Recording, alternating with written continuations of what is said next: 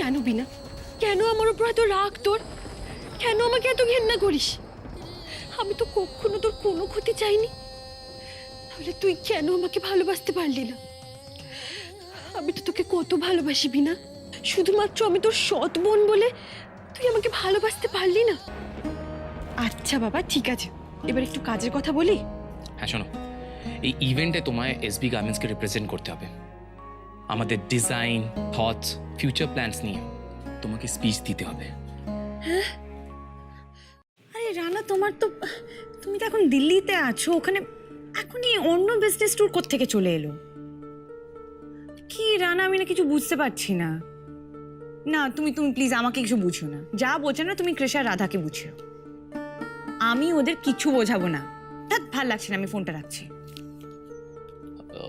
দীপ, কি হলো? রানার আরেকটা বিজনেস ট্যুর পড়ে গেছে, ওকে এখন আহমেদাবাদ যেতে হবে, তাই ও আসতে পারবে না। মানে বললেই হলো নাকি? রানাদা আসবে না? সবাই আসবে আর রানাদা না এলে হয় নাকি? না না, this is not fair, this is not done. আমি রানাদার সাথে কথা বলবো। হ্যাঁ ফোন কর তো। আচ্ছা ক্রিশ, সবাইকে ইনভিটেশন পাঠানো হয়ে গেছে তো? মানে সমস্ত important fashion house, media house, businessman সবাইকে ইনভিটেশন পাঠানো কমপ্লিট তো? Yes yes, absolutely. By the way Radha, ওয়ার্কার্সকে নিয়ে আর কোনো অসুবিধা হচ্ছে না তো? না, ওরা খুব ভালোভাবে কাজ করছে। রাধা, লাস্ট মোমেন্টে মেন্স কস্টিউমের ধুতিতে কাঁথা স্টিচের আইডিয়াটা জাস্ট ব্রিলিয়েন্ট, জাস্ট ব্রিলিয়েন্ট। আইডিয়াটা মাঠে মারা যাবে ক্রিশ। তুমি শুধু দেখো না রাধার ব্রিলিয়েন্ট আইডিয়াটা কিভাবে ফ্লপ হয়। স্যার, ম্যাডাম,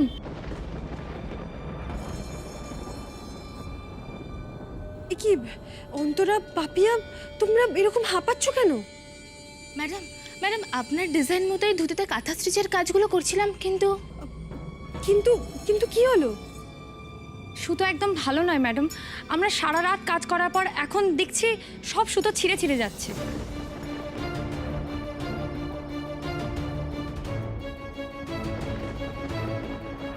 কি? শুধু ছিঁড়ে যাচ্ছে মানে? এরকম তো হওয়ার কথা নয়। এইসব কি বলছো তোমরা? ম্যাডাম ম্যাডাম দেখুন দেখুন, মাঝখান থেকে সব সুতোগুলো খুলে যাচ্ছে, ফেসে ফেসে যাচ্ছে। দেখি। কিন্তু কিন্তু সুতোগুলো ছিঁড়বে কি করে? আমরা তো ভালো সুতোই এনেছিলাম। গোমরামুখ। হ্যাঁ রাধা, আমাদের মেটেরিয়াল তো সবসময় চেক করে আনা হয়, এরকম তো আগে কখনো হয়নি। শেষ মুহূর্তে এসে কাজ করলে এরকমই হয়। আমি বারবার করে বারণ করেছিলাম যে এই কাজটা না করতে। দেখো কি হলো এবার। এতগুলো টাকা ইনভলভ, এত লোকের এত পরিশ্রম, সবটা জাস্ট জলে চলে গেল। আরে না না সানি, আমাদের সুতো যেখান থেকে রেগুলারলি অর্ডার দেওয়া হয় সেখানেই অর্ডার দেওয়া হয়েছিল। ওরা হঠাৎ করে খারাপ সুতো সাপ্লাই দেবে কেন, আমি তো কিছু বুঝতে পারছি না। ক্রিশ দেখ, এখন তো এইসব ভেবে লাভ নেই, আমরা তো ওদের সাথে পরেও কথা বলতে পারি। এখন প্লিজ এটা ভাব যে আমরা এই সিচুয়েশনটা নিয়ে কি করব। সব কিছু লাস্ট মোমেন্টে করা যায় না, বুঝতে পারছো? এবার কিরকম একটা সিচুয়েশনে পড়ে গেলাম আমরা। এই ধুতি সেকশনটা ইভেন্টের যে জায়গাটায় ছিল, পুরো জায়গাটা বাদ দিয়ে দিতে হবে। এখন আমি বুঝতে পারছি না কি করবো। শিডিউলের ওই জায়গাটা বাদ দেওয়া মানে তো আবার স্পন্সরদের সঙ্গে কথা বলতে হবে, বিকজ বিজনেস তো ইনভলভড। সব কিছু এরকম লাস্ট মোমেন্টে এসে আমি কি করে করবো বলো তো ইভেন্টটা? আমি এত করে চেষ্টা করছি যাতে ইভেন্টটা সাকসেসফুল হয়, আমারও তো একটা নামের ব্যাপার আছে। Don't know what to do. না না সানি, তুমি মাথা ঠান্ডা করো, আমি দেখছি কিভাবে ম্যানেজ করা যায়। সবটা এরকম লাস্ট মোমেন্টে এসে প্ল্যান করা যায় না ক্রিশ, তাতে কাজের কোয়ালিটিটা খারাপ হয়। আর ভুলে যেও না আমি ইভেন্টটা প্ল্যান করছি। I have something to prove, my name is also at stake. তাই বলো না কেন, সবাই মিলে যখন আমরা এত চেষ্টা করছি, এত পরিশ্রম করছি, আই থিঙ্ক রাধার আরেকটু কেয়ারফুল হওয়া উচিত ছিল। জুনিয়র ডিজাইনারদের হাতে দায়িত্ব ছেড়ে দেওয়া, যখন হাতে এত কম সময়, অলরেডি আমরা এত প্রবলেমে পড়েছিলাম। ওর তো নিজে থেকে দাঁড়িয়ে কাজটা করানো উচিত ছিল। জুনিয়র ডিজাইনাররা কি ওর মতো করে রেসপন্সিবিলিটি নেবে কখনো? সানি, এখন কিন্তু দোষারোপ করার সময় নয়। আচ্ছা, রাধা কি করে বুঝবে যে সুতোগুলো খারাপ? আর আমি তো ওর সাথে এতদিন ধরে কাজ করে এসেছি, এতগুলো ইভেন্টস আমরা একসাথে করেছি, এটা ফার্স্ট টাইম। এই ফার্স্ট টাইম আমরা এই ইভেন্টের জন্য এতগুলো প্রবলেমস ফেস করছি।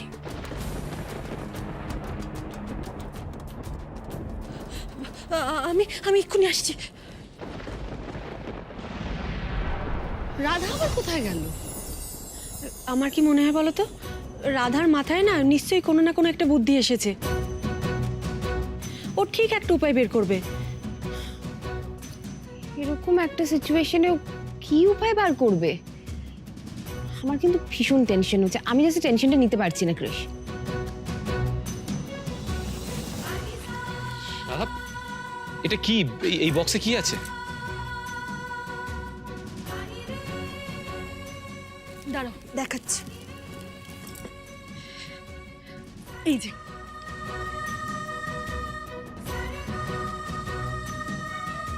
ও মা, রাধা এত সুতো তুমি কোথায় পেলে? এগুলো আমি তাঁতিপাড়া থেকে এনেছি কাকিমুনি। সেদিনকে আমি তাঁতিপাড়া গেছিলাম না, ওখানে এই সুতোগুলো এত ভালো লাগলো, আর ওখানে খুব সস্তায় পাওয়া যাচ্ছিল। তাই ভাবলাম এর মধ্যে যদি দরকার পড়ে কিনে রেখেছি। দেখলে তো আমি কি বলেছিলাম, রাধা ঠিক সমস্যার সমাধান বের করতে পারবে। থ্যাংক গড রাধা, তুমি এই সুতোগুলো আনলে। সানি, রাধা এবার সব ম্যানেজ করে নেবে। পাপিয়া, অন্তরা, তোমরা আর আগের সুতোগুলো দিয়ে কাজ করবে না, এবার এই সুতোগুলো দিয়ে কাজ করবে। এটা আবার সব নতুন করে শুরু করতে হবে? তোমরা কেউ কিন্তু একটা কথা মাথায় রাখছো না, সব কিছু বাতিল করে আবার আবার নতুন করে শুরু করা মানে ইট involves a lot of time. এত সময় কোথায় আছে?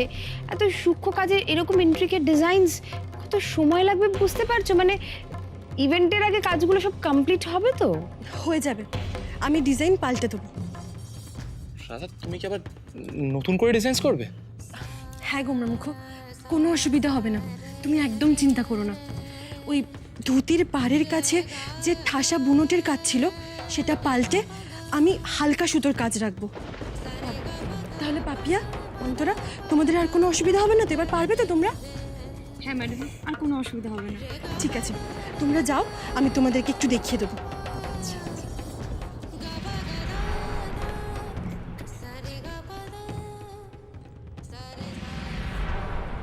গ্রেট, তাহলে তো প্রবলেম সলভ হয়ে গেল রাধা।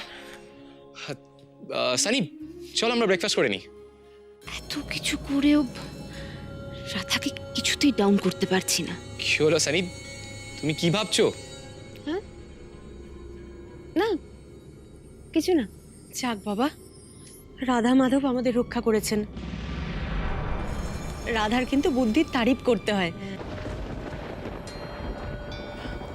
আচ্ছা, বিনা বিনা কোথায় বলো তো? ও তো ব্রেকফাস্ট করতেও এলো না। হ্যাঁ, তাই তো, ও তো আসেনি। আমি ওকে ডেকে আনি? না না কাকিমণি, তোমাকে যেতে হবে না, আমি ডেকে আনছি।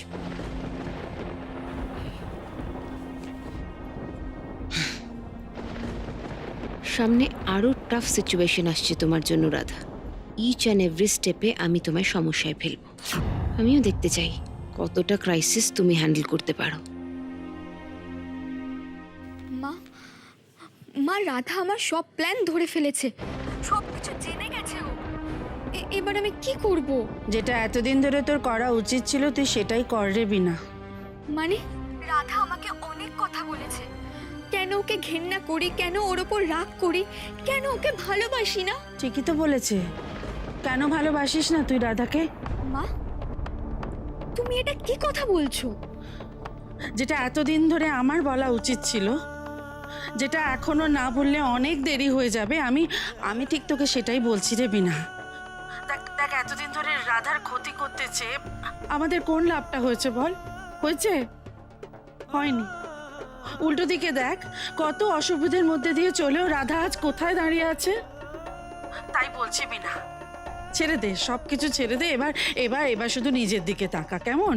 মন দিয়ে লেখাপড়াটা কর, হ্যাঁ, যাতে তোকে জন্ম দিয়েছে বলে আমি একটু গর্ব করতে পারি, কেমন? মা, তুমি এসব কথা সত্যি বলছো? হ্যাঁ বিনা, বলছি। আমি তো তোর জীবনটা যদি এভাবে বয়ে যায় তাহলে আমি তো মনেও শান্তি পাবো না মা গো। তাই আমি বলছি। কিন্তু মা, তুমি তো এতদিন আমাকে সাপোর্ট করেছো। আমি যা যা করেছি সব কিছু আমাকে সাপোর্ট করেছো, আমাকে ইন্ধন দিয়েছো। ভুল করেছি মা, খুব ভুল করেছি। তোকে আমি সঠিক শিক্ষা দিতে পারিনি, সঠিক পথ দেখাতে পারিনি, সেটা আমার ভুল। তোর বাবা আমাকে কত বকাঝকা করেছে, কত কথা শুনিয়েছে, আমি মোটে কান দিইনি। কিন্তু দেখ দেখ আজকে রাধা কোথায় আর আজকে তুই কোথায় দেখ। তাই আমার মনে হয়েছে রাধার পথটাই ঠিক পথ, ওটাই ঠিক পথ। দেখ আমিও চাই তোদের বাবা যেমন রাধাকে নিয়ে সব সময় গর্ব করে, বুক ফুলিয়ে কত গল্প করে, আমিও চাই তোকে নিয়ে সেরকম করতে। আমিও চাই, আমি তো তোর মা, আমি তো চাইবই না তোর ভালো ঘর হোক, ভালো বর হোক, আমিও তো চাইবো না। কিন্তু মা, রাধা কি আমাকে আর সুযোগ দেবে? দেবে দেবে, রাধা বড় ভালো মেয়ে রে, আমাদের মতো না। ওর মনটা আমাদের মতো অত ছোট না, ও অনেক বড় মনের মানুষ। তুই ক্ষমা চা, ও তোকে ঠিক ক্ষমা করে দেবে।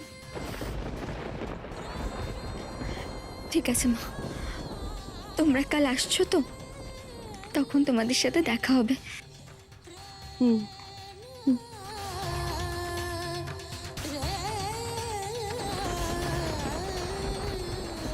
কি রে বিনা, তুই জল খাবার খেতে এলি না?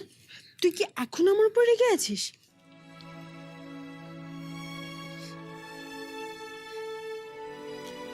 তুই কি ধাতু দিয়ে তৈরি রে দিদি? এত বড় মন তুই কোথা থেকে পেলি? রাগ তো তোর আমার উপর হওয়া উচিত, আমার মুখ দেখা উচিত না, আমাকে এই বাড়ি থেকে তাড়িয়ে দেওয়া উচিত। আমি তোকে অতিষ্ঠ করে ছেড়েছি, তোর কত ক্ষতি করেছি আমি, আর সেখানে সেখানে তুই আমার রাগ ভাঙাতে এসেছিস। আমি কেন খেতে চাইনি আমাকে জিজ্ঞাসা করতে এসেছিস। সত্যি তোর কোনো তুলনা হয় না রে দিদি। এবার এবার তুই থামবি না? তুই তো আমার ছোট বোন, তোর উপর আমি কখনো রেখে থাকতে পারি? তাছাড়া বনে বনে কত ঝগড়া ঝাঁটি, কত মান অভিমান হয়, সেটা কি কেউ এভাবে মনে ধরে বসে থাকে নাকি? নে, আর কাঁদবি না তুই। এই দিদি, তুই তোর এই ছোট বোনটাকে ক্ষমা করে দিতে পারবি তো?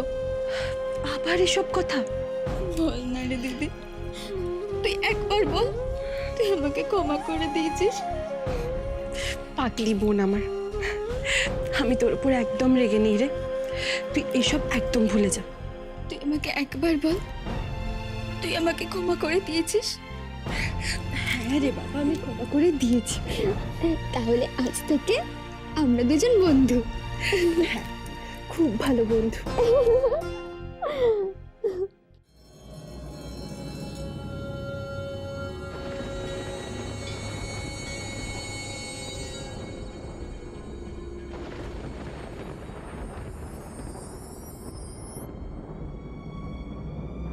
এত দেরি হয়ে গেল, কখন আসতে বলেছি, এখন আসছে না কেন কে জানে।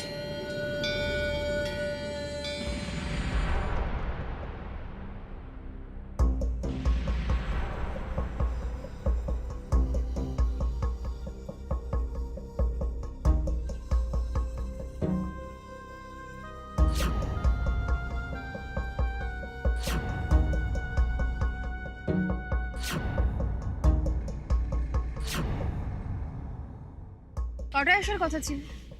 সানি যে পাংচুয়াল সেটা ভুলে গেছো? একটা অ্যাসাইনমেন্ট ছিল। বলো, এইভাবে দেখা করতে চাইলে যে?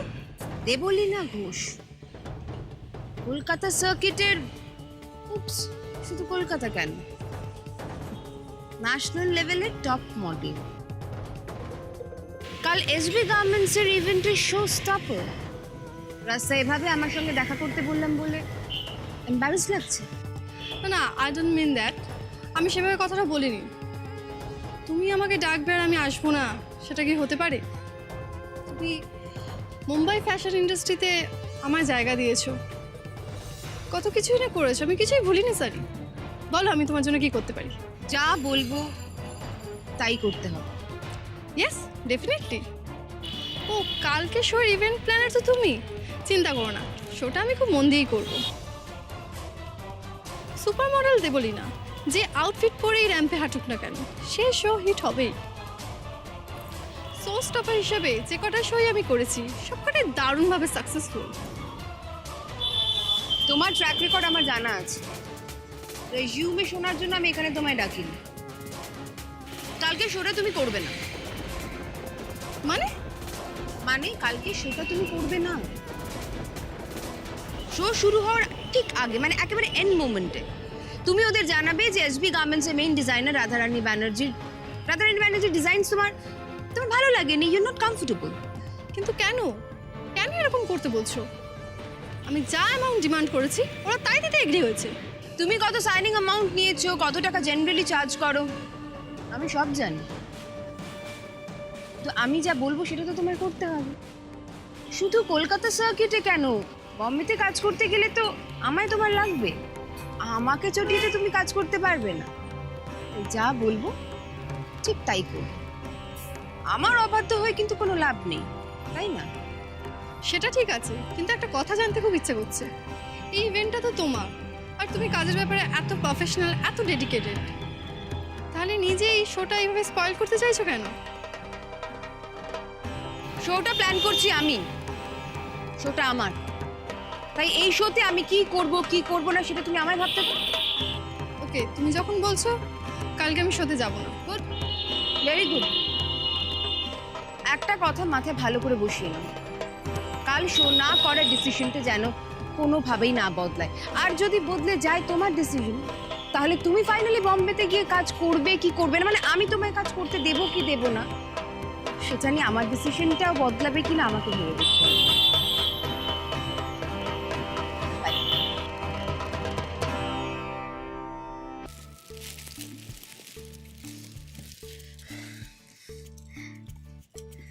এই দিদি, এই মূর্তিগুলো কি সুন্দর রে।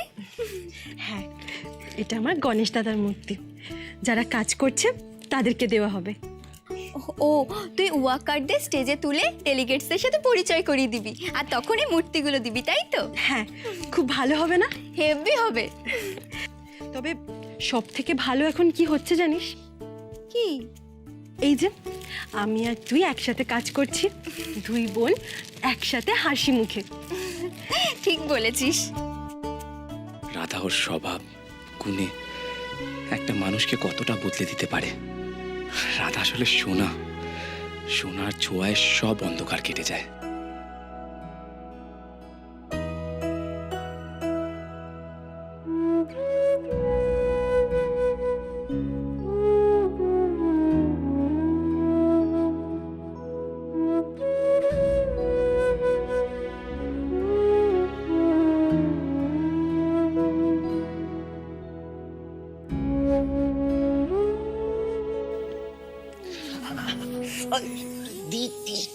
কি করছিস?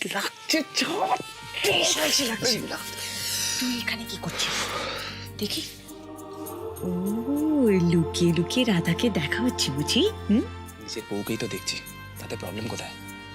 কোনো প্রবলেম নেই, কিন্তু তুই এখন পরে দেখিস। তো নিশ্চয়ই এখন কোনো কাজ নেই। দাও, এখন তো কোনো কাজ নেই। তাহলে চল আমার সাথে। কোথায়? চল। কোথায় নিয়ে যাচ্ছিস বলবি তো? জানিস দিদি, তোদের এই শোটা নিয়ে না আমি ভীষণ এক্সাইটেড। কত মডেল আসবে। আচ্ছা, শো স্টপার, কাকুন দিকে শো স্টপারের কথা বলছিল না? শো স্টপারের কাজ কি? শো স্টপার সাধারণত যারা খুব নামি মডেল, সুপার মডেল, তাদেরকে করা হয়। ওরা সব থেকে সুন্দর পোশাক, সব থেকে এক্সক্লুসিভ পোশাকটা পরে র্যাম্পে হাঁটে। তাছাড়া ওরা সবার পাশ শেষে র্যাম্পে আসে, সব থেকে বেশি পাবলিসিটি ওদেরই হয়।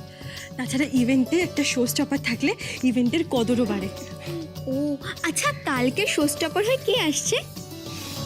কালকে শো স্টপার হয়ে একজন খুব নামি মডেল আসছে, দেবলীনা ঘোষ। পুরো ইন্ডিয়াতে ফ্যাশন ইন্ডাস্ট্রিতে ওনার সব থেকে বেশি নাম ডাক। ও তাই?